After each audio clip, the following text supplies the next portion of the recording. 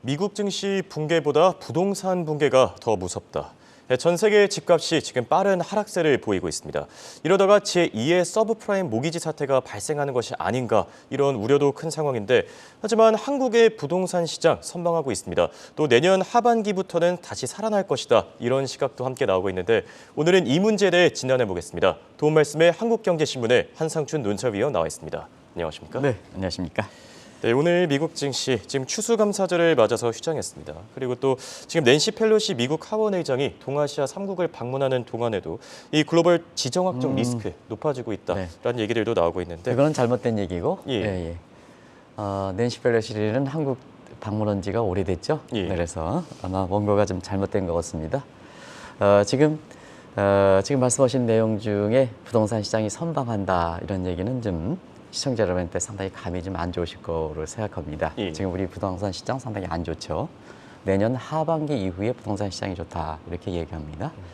그리고 이제 오늘 그 추수감사절 이렇게 휴장이기 때문에 주식 투자하는 입장에서는 사실 언제 지금 그 미국 증시 상황이 어떨까 이런 것을 좀 알고 싶은데요. 그게 심리 지표다 이렇게 보겠습니다. 그래서 미국의 그 부동산 시장 같은 증시 같은 경우는 휴장을 했습니다는 투자 심리를 알 수 있는 사실 그 CNN의 FGI 지수 같은 경우에는 오히려 이렇게 심리 위험 자산 선호 심리가 높았거든요. 저기 이제 아시겠습니다는 요거는 증시는 휴장이지만 예. 시청자분이 오늘 그 주식 투자할 때 참고가 되시라고 요걸 좀 말씀해 드리는 겁니다. 위험 자산 그 선호 심리는 많이 급증했다 이렇게 됐습니다. 그래서 FGI 지수 아시겠죠? 위험 자산에 대한 선호 심리의 대표 지수인데요. 어제 61에서 66 정도에서 주식은 휴장을 했지만 증시는 투자 심리를 개선됐다. 그러면 지금까지 추수감사절 세일이 당초보다는 예상보다 높게 나오지 않느냐 하는 이런 것이 이 FGI 지수에 반영됐다 이렇게 됐습니다. 여기 어제도 말씀드렸습니다는 11월 FOMC의 이렇게 의사록이 결정적으로 계속해서 영향을 미치는 거죠. 그래서 어제도 말씀드렸습니다는 피벗에 대한 노골적인 시사 이런 부분이 같이 겹쳐서 증시는 휴장했지만 오늘 한국 증시의 투자에 참조가 될 수 있는 위험자산 선호 심리 이 FGI 지수는 올라갔다 이렇게 보겠습니다. 또 한 가지는 지금 그 월가에서 이렇게 보면 지금의 관심사는 빠르게 12월 마지막 페드 회의로 이전된다 이렇게 보겠습니다. 그런 과정에서 두 가지 사항을 시청자분이 검토하실 필요가 있는데요. 하나는 PCE 물가가 12월 1일 날 나옵니다. 마지막으로 나오는데요. 이 떨어지는 건 기정사실입니다. 근데 얼마나 많이 떨어지느냐. 왜 그러냐면 우리가 소비자 물가를 산출할 때 구성 항목별 보면 의료비가 많이 떨어진 거로 나오고 있거든요. 그러면 PCE 물가는 많이 떨어진다 이렇게 보겠습니다. 그러다 보니까 자연스럽게 또 하나의 관심인 12월 FOMC 회의에 이렇게 기준금리 인상폭은 얼마큼이냐 할 때 지금은 어제 있잖아요. 예. FOMC 의사록이 나온 이후에 0.75 얘기하는 사람은 거의 없는 것 같습니다. 이제는 지금 분위기가 완전히 바뀌어서 그래서 우리가 이 방송을 통해서 0.75는 한 두 달 세 전서부터도 이렇게 해서 어렵지 않겠느냐 하는 시각인데요. 0.5% 굳어지는 양상이다 이렇게 됐습니다. 오늘 그 증시는 섰지만 다른 시장은 이렇게 개설이 됐거든요. 그래서 달러 인덱스가 상당폭 굉장히 중요한 사항인데요. 어제도 아침에 말씀드렸습니다는 우리가 NDF 환율이라든가 여러 가지 고려 변수를 해서 어제 원달러 환율이 하루에 굉장히 많이 급락할 것을 특히 기업원의 입장에서 마지막에 지금 각종 증시 붕괴라든가 외환 위기 때문에 연말을 앞두고 달러 수요 때문에 기업들이 달러를 굉장히 많이 잠겨놓은 상태거든요. 그렇죠. 달러 예금 잔고가. 예. 근데 이거 좀 경우에 따라서는 상당히 잘못될 것 같습니다 하는 쪽도 계속해서 말씀드렸는데요. 특히 어제는 원달러 환율이 아주 급락할 가능성이 있습니다. 이런 점 말씀드렸는데요. 예. 어제 원달러 환율이 하루에 24원 떨어졌습니다. 하루에 떨어졌습니다. 아마 연말에 실수요든 투기적 수요든 달러를 잠겨놓은 입장에서 여기서 23원 이렇게 나왔죠. 예, 그렇죠. 아주 급락했습니다. 그러다 보니까 기업이 아우성치지 않겠나 하는데요. 오늘도 달러 인덱스는 106을 떨어졌습니다. 우리 이렇게 정 PD랑 같이 한번 정영구 PD가 보내준 저 자료를 볼게요. 105.8로 106선이 붕괴됐습니다. 106선이 붕괴된 상태에서 오늘도 NDF 환율이 어제 많이 떨어졌기 때문에 기술적으로 반등해야 되겠습니다. 오늘도 한 10원 정도 이상 떨어질 가능성도 있다. 그래서 9월 페드 회의에 많은 사람이 외환위기, 원달러 환율이 2,000원, 1,600원 이상. 근데 지금 실질적으로 보면 1,320원대고 시간이 가면 갈수록 사실 피벗의 내용이 구체화될 때는 원달러 환율이 1,300원 밑으로 떨어질 가능성도 배제할 수 없는 상황이다. 이렇게 보시면 되겠습니다. 사실 이 원달러 환율 관련해서는 수차례 경고를 해주시기도 하셨죠. 네. 넘어가기 전에 제가 정정 말씀 잠시 드리겠습니다. 네. 저는 이 낸시 펠로시 의장이 사실 다시 속보로 재방에 나선 게 아닌가. 그런 건 아닙니다. 네네네. 그래서 잠시. 갑작스럽게 낸시 펠로시가 내가서 저도 시청자분의 양해를 예. 드리겠습니다는 제가 잘못된 내용을 계속해서 부르면 안 되니까 제가 그렇죠. 중간에 이렇게 섰습니다. 네. 네, 그럼 바로 이어서 다음 얘기로 넘어가 보겠습니다. 지금 오늘 주제가 부동산, 집값입니다. 전 세계적으로는 지금 빠르게 하락하고 있는데 지금 우리나라는 그래도 선방하고 있다. 그 전에 미국 쪽부터 한번 짚어주시죠. 네. 우리나라는 선방한 게 아니고요. 우리나라도 좀 많이 떨어지고 있죠. 예. 그래서 내년 하반기서부터 선방하지 않게 되냐 이런 쪽으로 정정해 드리겠습니다. 일단은 세계 집값은 동시다발적으로 이렇게 하락 국면에 놓여 있다 하는 것은 가장 집값에서 가장 마지막 버팀목 역할하는 게 강남 부동산 아파트인데요. 강남 아파트까지 떨어지다 보니까 세계 집값이 동시다발적으로 하락 국면에 놓여 있다 이렇게 볼 때 있습니다. 그런데 그동안 거품이 많았던 국가들이 이번에는 하락폭이 크거든요. 그래서 자그마한 배의 캐비넷 집도 80만 달러까지 갔던 영국이 거품이 많이 떨어지고 있습니다. 예. 그래서 영국이라든가 캐나다라든가 이런 것이 집값이 많이 떨어지는 이런 형국이다 이렇게 볼 때 있고요. 또 한 가지는 그동안 마지막으로 버텼던 것이 미국의 그 집값 아니겠습니까? 예, 그렇죠. 근데 이제 올해 5월까지는 집값이 상승률이 둔화되는 정도로 됐습니다. 근데 지금부터 이렇게 6월 이후서부터는 집값이 전월 대비해서 마이너스로 돌아섰다는 겁니다. 이건 굉장히 큰 뉴스거든요. 예, 그렇죠. 마이너스로 돌아섰다는 얘기입니다. 그런 과정에서 2008년 서프라임 모기론 사태, 집값에 대해서 금융이 발생했던 미국 국민의 어떤 기억이 생생한 입장에서 볼 때는 집값이 전월 대비해서 이렇게 우리가 많이 얘기하는 역성장이다, 마이너스 돌아선 것은 예. 큰 의미를 갖고 있다 이렇게 보겠습니다. 그러다 보니까 자연스럽게 미국의 그 집값에 대해서 여러 가지 경고가 나온다 하는데요. 자, 시장에서는 많은 얘기가 나온 것은 맞습니다. 근데 연준 차원에서, 지방은행 연준 차원에서 이 얘기를 했기 때문에 굉장히 큰 뉴스가 되는 거거든요. 댈러스 연준이 내년 집값의 20% 폭락 가능성을 제기했습니다. 그러다 보니까 자연스럽게 어제 발표했던 11월 FOMC 의사락에서 금융 건전성이 훼손된다. 그 다음에 금융 시스템이 훼손될 우려가 있다. 그러면 금융 건전성과 금융 시스템이 훼손되면 2008년에 제2의 서프라임 같은 이런 문제가 야기될 수 있는 사항이거든요. 그래서 피벗 얘기할 때 금융 건전성 훼손, 금융 시스템 붕괴 우려 이런 쪽을 얘기를 근거로 제시했던 것도 바로 이 근거에서 그렇다는 걸 말씀드리겠습니다. 예. 그런 측면이 지금 세계 집값의 동향이다 이렇게 됐습니다. 한 가지 대조적인 것은 한국은 증시 붕괴론 여기에 이제 민감하고 있습니다는 사실은 미국은 증시 붕괴론은 거의 없습니다. 부동산 붕괴론에 더 주목하고 있다. 이게 한국의 차이다. 미국과 차이다. 한 것을 말씀드리겠습니다. 물론 증시 붕괴론도 지금은 우리 증시가 상승하고 있기 때문에 예. 지금 가능성이 거의 없고 일전에 말씀드렸다시피 해외에서는 한국 증시 붕괴는 없다. 아예 당정적으로 없다. 이렇게 예, 해서 한번 전해드렸습니다는 한국은 증시 붕괴론에 민감한 사항이고 미국은 부동산 붕괴론 민감하다. 미국과 한국의 국민들 사이에 어떤 차이가 있을까? 지금부터 한번 보실 필요가 있다. 이렇게 보시면 되겠습니다. 지금 집값에 대해 진단하고 있는데 이 집값 하락세 원인을 찾자고 하면은 아무래도 금리 인상 때문 아니겠습니까? 아무래도 이제 금리 인상 문제죠. 예. 올해 들어서 이제 아마 세계 경제 10대 뉴스를 찾을 때는 금리 인상 문제가 가장 먼저 이렇게 등장하지 않겠나 예. 보고 있습니다. 그래서 아시겠습니다는 20년간 저물가, 저금리 체제가 지난 3월에 페드가 첫 금리를 인상한 것을 계기로 해서 세계 저금리 동맹이 완전히 깨졌습니다. 그래서 지금까지 3월 이후에 11월까지 세계 각국 중앙은행들이 금리를 인상한 것을 종합적으로 한번 말씀드려 보겠습니다. 지금까지 금리를 인상한 국가는 70여 개국 이상이 됩니다. 그리고 보통 금리를 올릴 때는 0.25% 노멀 스텝이라 그러죠. 0.25% 노멀 스텝으로 올리는데요. 어떤 분은 베이비 스텝이라 그랬는데요. 그럼 베이비 스텝은 일반적으로 알려진 게 금리 인상폭은 0.25 올리고 내리지 않습니까? 예. 노멀 스텝이다. 그거보다 낮게 가는 것을 베이비 스텝이다. 미국에서 그린다 이렇게 됐습니다. 아기가 아장아장 건다는데요. 0.25%를 베이비 스텝이라 하는데요. 원래는 0.25%는 시청자분이 금리 인상폭, 인하폭이 0.25%가 표준이기 때문에 노멀 스텝이다. 근데 그거보다 작게 가진 것을 아기가 아장아장한데 베이비 스텝이라 하고요.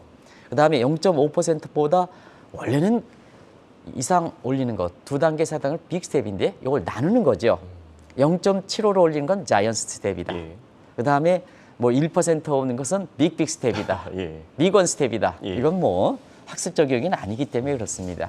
그래서 최근에 저는 노멀 스텝이다 0.6% 올린다 이렇게 했는데 어떤 신문에서 보면 베이비 스텝이다 이렇게 표현하는데 그걸 명확히 다시 한번 구별해 드리겠습니다. 예. 근데 표준적으로는 0.25%인데요.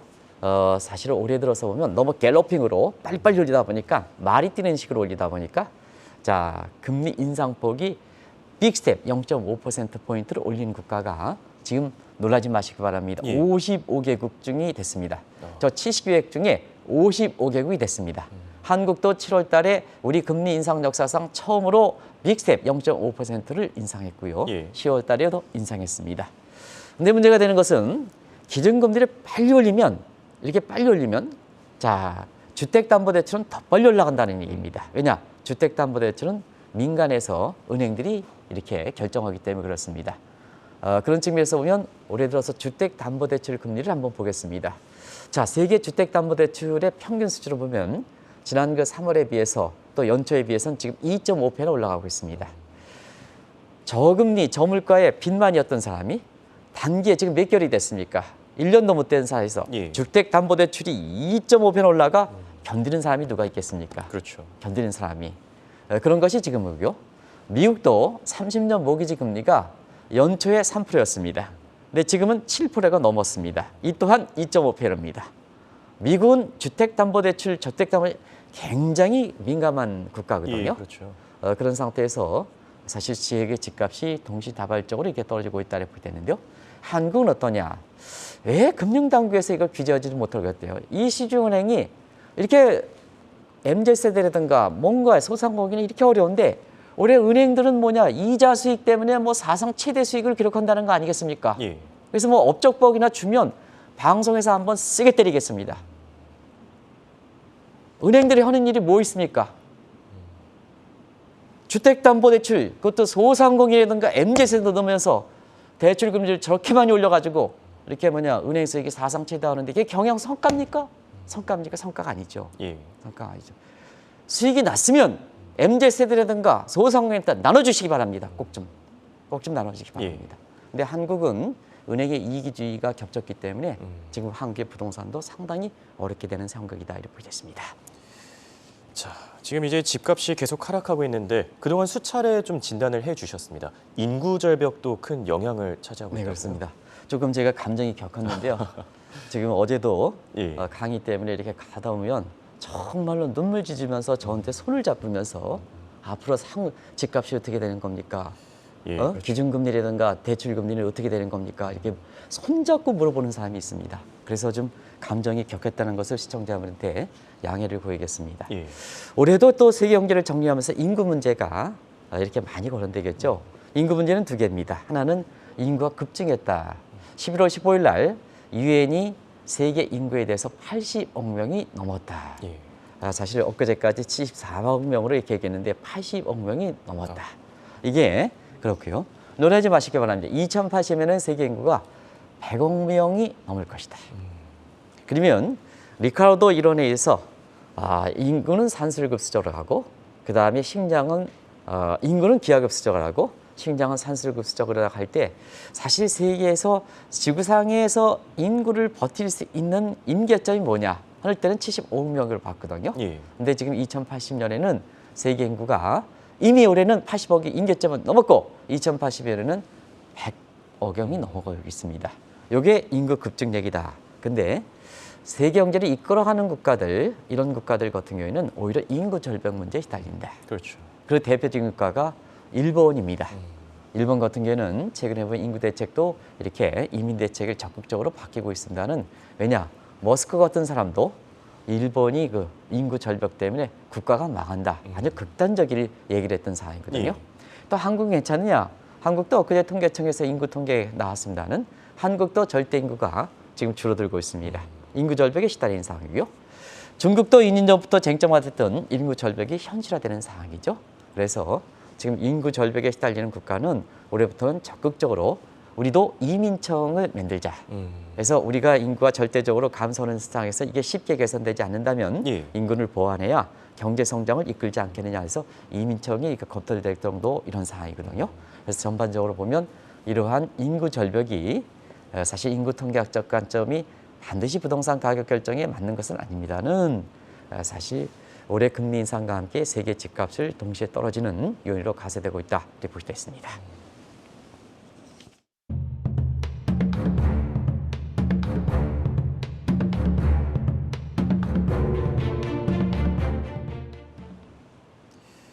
지금 세계 집값이 동시다발적으로 하락하면서 시카고 공포, 홈리스 공포 우려가 점점 더 커지고 있다고 합니다. 네. 실상은 어떻습니까? 네, 아무래도 지금 이 상황에서는 올해 경제 성장은 떨어지죠. 예, 물가는 올라가죠. 그렇죠. 그러면 국민들 입장에서는 그만큼 손에 들어오는 가처분 소득, 체감적인 소득이 많이 떨어진 상황이다.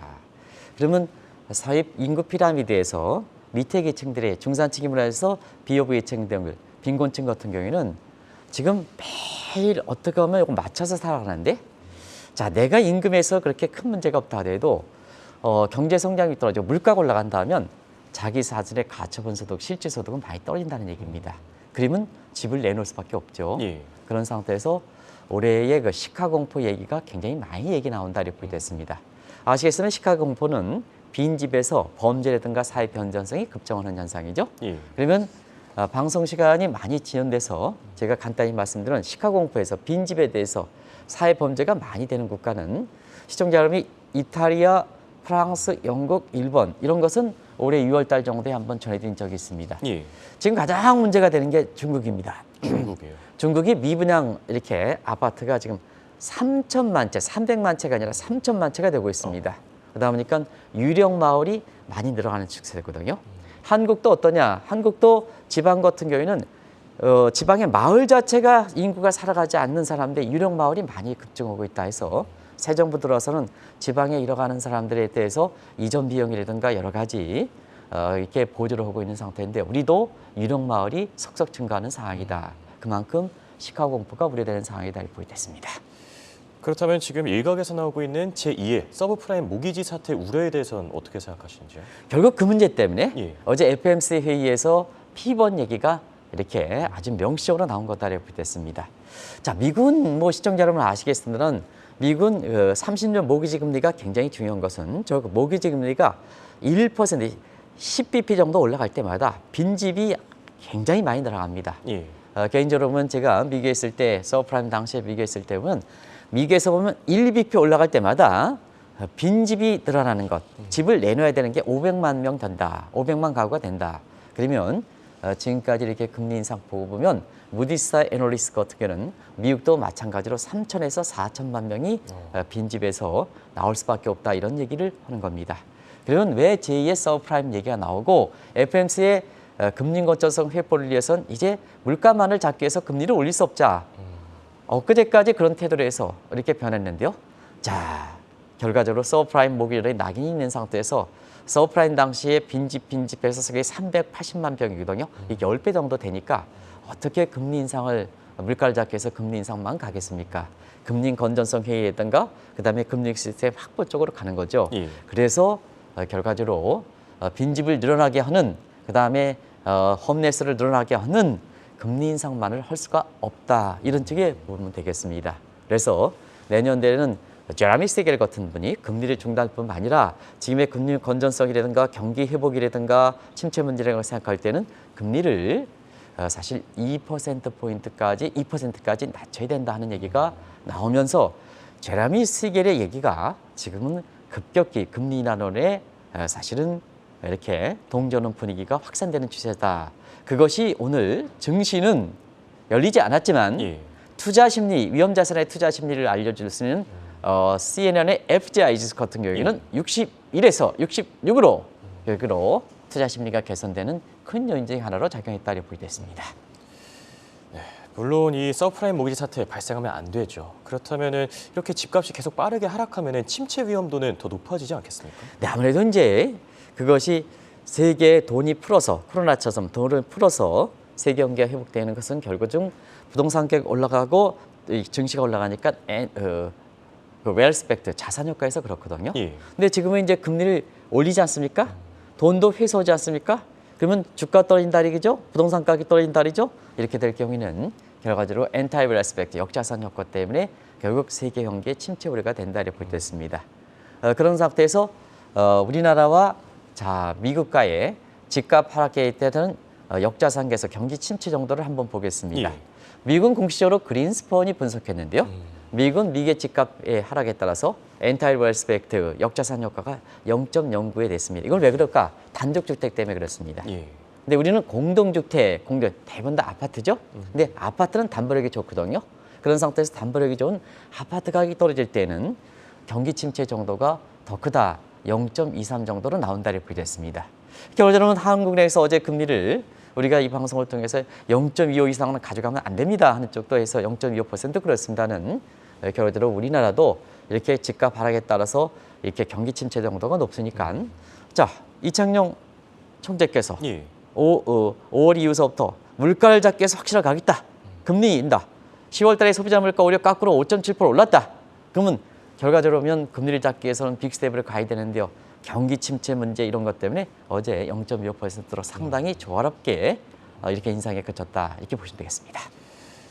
그럼 끝으로 우리 부동산도 한번 체크해 보겠습니다. 미국도 심각하지만 국내 상황도 만만치 않습니다. 그래도 내년 하반기에는 좀 좋아질 거라는 평가 어떻게 생각하십니까? 네, 지금 우리나라의 집값 같은 거는 이렇게 상당히 좀 안 좋죠.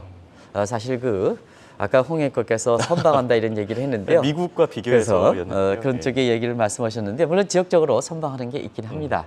왜냐하면 일본의 와다나베 부인들이 들어오는 일본이 금리가 마이너스죠. 예. 엔저가 되죠. 그렇죠. 와다나베 부인들이 이탈해서 사실 부산의 광안리라든가 해운대 같은 경우에는 이 와다나베 부인들이 이렇게 하기 때문에 최근에 부산 지역에 강의를 했을 때 보면 부산의 이렇게 광안리라든가 그다음에 해운대 집값은 예. 그렇게 많이 떨어지지 않더라고요. 그런 선방하는 지역도 있습니다는 전체를 놓고 볼 때는 사실 한국의 부동산 가격도 상당히 좀 안 좋아지고 있다 그렇죠. 이렇게 됐습니다.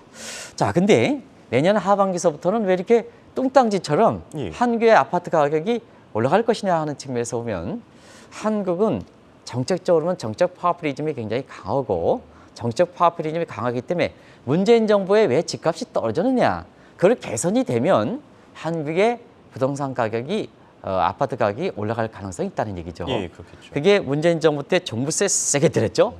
아이고 올해 들어서 제가 종부세 이렇게 고지서를 받으신 분들 같은 경우 이렇게 보니까 여전히 종부세가 굉장히 크더라고요. 여기에 우리나라 같은 경우는 가계 부채가 많은 상태에서 금리가 올라가니까 결과적으로 보면 MZ세대 소상공인이 이렇게 사실 주택의 가격의 하락에 촉진요를 돼서 앞서 말씀같이 미국보다도 역자산계에서 경기 침체 정도가 우리가 미국은 0.09인데 우리가 0.24니까 굉장히 높죠. 경기 침체가 되다 보니까 결과적으로 보면 2024년 총선을 앞두고 지금 새 정부 들어서도 금리 인하폭, 금리 인상폭 굉장히 줄여가죠. 어제 0.25%로. 그래서 빅스텝에서 노멀 스텝을 둔화시키는 상태고요. 그다음에 종부세도 내년 들어서는 확 줄이겠다. 공시지가는 2020년 정도로 확 줄이겠다. 민주당이 반대할 것이냐? 내가 보기에는 2024년 민주당이 이렇게 사실 의원 의석수를 이렇게 국민의힘으로 넘어갈 때는 상당히 어려질 수가 있습니다. 그래서 지금의 종부세 완화라든가 이런 쪽의 측면에서의 어떤 강경 기조는 많이 이렇게 변화되지 않겠느냐. 그게 대표적인 게 금소세 문제, 투자 소비세 문제인데요, 소득세 문제인데요. 이거 좀 빨리 좀 입장을 정리해 주시기 바랍니다. 예. 좀 허면 하는 거지 무슨 조건부를 답니까? 2년 하면 확실하게 해주시기 바랍니다. 근데 이와 같은 데서 그동안 강경 입장에서 금투세도 지금 유예 입장으로 이렇게 민주당도 바뀌고 있지 않습니까? 예. 이런 모습들이 2023년 한국의 집값적으로 주식에 투자하는 사람들이 지금 명시적으로는 1,700만 명이지만 가구 수기는 3,000만 명에 해당되기 때문에 결국 금소세를 예정대로 하면 증시 붕괴돼 당신네들 추진한 정당 입장에서는 표를 못 얻게 되거든요. 그래서 이 입장으로 바뀐 거 아니겠습니까? 이런 쪽이 되기 때문에 결과적으로 보면 내년 하반기부터 이 아파트 시장에 체감적으로 이런 부분이 되지 않겠느냐 해서 내년에는 이렇게 부동산 가격이 특히 강남 지역이라든가 부동산 가격이 좀 회복세로 돌아서지 않겠느냐 하는 이 점이 사실 주목하실 필요가 있다는 걸 말씀드리겠습니다. 네, 지금까지 도움 말씀에 한국경제신문의 한상춘 논사위원이었습니다. 대단히 고맙습니다. 네, 고맙습니다.